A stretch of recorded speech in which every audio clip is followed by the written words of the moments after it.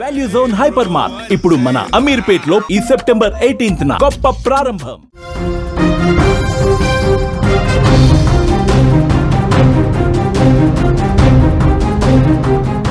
తన హాస్యంతో కడుపుబ్బా నవ్వించిన ప్రముఖ హాస్య నటుడు రోబో శంకర్ కన్నుమూశారు. అనారోగ్య సమస్యలతో తుది శ్వాస విడిచారు. 46 ఏళ్లకే ఆయనకు మరణం సంభవించింది. కొన్నేళ్ల క్రితం కామెర్ల వ్యాధితో అనారోగ్యానికి గురైన ఆయన అప్పట్లో రికవరీ అయ్యారు. వారం క్రితం ఉన్నట్టుండి తన ఇంట్లో కుప్పకూలిపోవడంతో కుటుంబ సభ్యులు ఆయన హుటాహుటిన హాస్పిటల్కి తీసుకెళ్లారు. ఆయనకు చికిత్స అందించినప్పటికీ ఫలితం లేకుండా పోయింది. గురువారం రాత్రి 8:30 సమయంలో ఆయన ప్రాణాలు విడిచినట్టుగా సమాచారం ఉంది. శంకర్ కిడ్నీ, లివర్ ఫెయిల్ కావడంతో అతన్ని రక్షించడం వైద్యులకు కూడా సాధ్యపడలేదు. రోబో శంకర్ భౌతికాయాన్ని అభిమానుల సందర్శనార్థం చెన్నైలోని ఆయన నివాసంలో ఉంచారు. ఆయన అంత్యక్రియలు ఈరోజు నిర్వహించబోతున్నట్లుగా కుటుంబ సభ్యులు చెప్పారు. ఆయనకు భార్య ప్రియాంక, కుమార్తె ఇంద్రజ ఉన్నారు. ఇంద్రజ కూడా బిగిల్ చిత్రంతో నటిగా పరిచయమైనటువంటి పరిస్థితి ఉంది. ముఖ్యంగా తమిళ సినిమా ఇండస్ట్రీలో రోబో శంకర్ ఇక లేరు అన్న వార్త తెలిసి ఆయనతో అనుబంధం ఉన్న ప్రతి ఒక్కరూ కూడా కడతడి పెడుతున్నారు. చివరిసారి చూసేందుకు వస్తున్నారు. ఓ ప్రైవేట్ టీవీ ఛానల్లో గతంలో మిమిక్రీ కార్యక్రమం ద్వారా ఆయన వెలుగులోకి వచ్చి సినిమాల్లో అవకాశం దక్కించుకున్నారు. రోబో తరహాలో డ్యాన్స్ వేయడంతో ఆయనకు రోబో శంకర్గా పేరు కూడా వచ్చింది.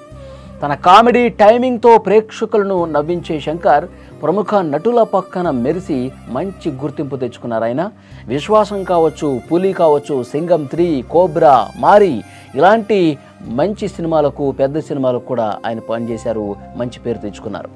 బోలెడు కెరీర్ ఉన్నటువంటి కమెడియన్ శంకర్ తక్కువ వయసులో మరణించడంతో తమిళ సినిమా పరిశ్రమలో తీవ్ర విషాదం నెలకొంది. ఆయన మరణ వార్తతో కోలీవుడ్ మొత్తం కూడా దిగ్భ్రాంతికి గురైంది. పలువురు సినీ ప్రముఖులు, అభిమానులు సోషల్ మీడియా వేదికగా సంతాపం తెలియజేస్తూ ఉన్నారు. చాలామంది సోషల్ మీడియాలో ట్వీట్స్ కూడా చేస్తూ ఉన్నారు. రోబో శంకర్ మరణం నిజంగా నమ్మలేకపోతున్నాం. ఒక మంచి నటుడు, ఒక మంచి హాస్య నటుడిని ఈరోజు కోల్పోయింది తమిళ సినిమా ఇండస్ట్రీ అంటూ చాలామంది మాట్లాడుతున్నారు. రాజ్యసభ ఎంపీ నటుడు కమల్ హాసన్ కూడా ఎమోషనల్ అయ్యారు. రోబో శంకర్, రోబో అనేది ఒక మారుపేరుగా ఆయనలో మారిపోయింది. నా నిఘంటువులో నువ్వు నా తమ్ముడు అంటూ ఆయన రాశారు.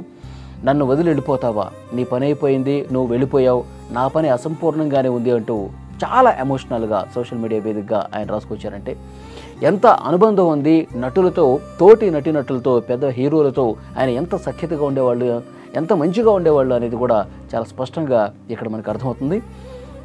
ప్రతి ఒక్కరూ కూడా ఆయన పనిచేసినటువంటి సినిమాలే కాదు, ఆయనకి ఏ కొంత పరిచయం ఉన్నా సరే ప్రతి ఒక్కరు కూడా రియాక్ట్ అవుతూ ఉన్నారు. సోషల్ మీడియా అకౌంట్స్లో ట్వీట్స్ చేస్తూ ఉన్నారు.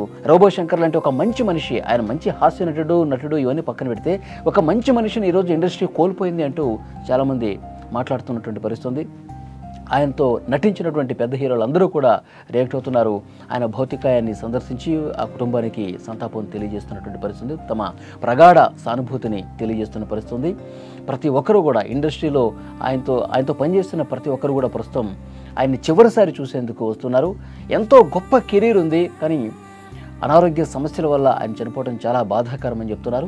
ఆయన గతంలోనే కామెర్ల వ్యాధితో బాధపడ్డారు, చికిత్స తీసుకున్నారు, కొంత రికవర్ అయ్యారని చెప్పేసి అనుకున్నారు. కానీ మళ్ళీ అది తిరగబెట్టిందా లేకపోతే ఒక్కసారిగా గత వారం కుప్పకూలి పడిపోయారు. వెంటనే ఆయన ఆసుపత్రికి తీసుకెళ్తే లివరు, కిడ్నీ ఫెయిల్ అయిపోవడం వల్ల ఇంకా డాక్టర్స్ కూడా ఏమీ చేయలేని పరిస్థితి. గత రాత్రి 7 గంటల ప్రాంతంలో ఆయన కన్ను మూసినటువంటి పరిస్థితి. ఆయన కుటుంబం శోకసంద్రంలో మునిగిపోవటమే కాదు, యావత్తు తమిళ సినీ పరిశ్రమ కూడా జీర్ణించుకోలేని పరిస్థితి కనిపిస్తుంది. పెద్ద హీరోలు అందరూ కూడా తమ సానుభూతి తెలియజేస్తూ ఉన్నారు.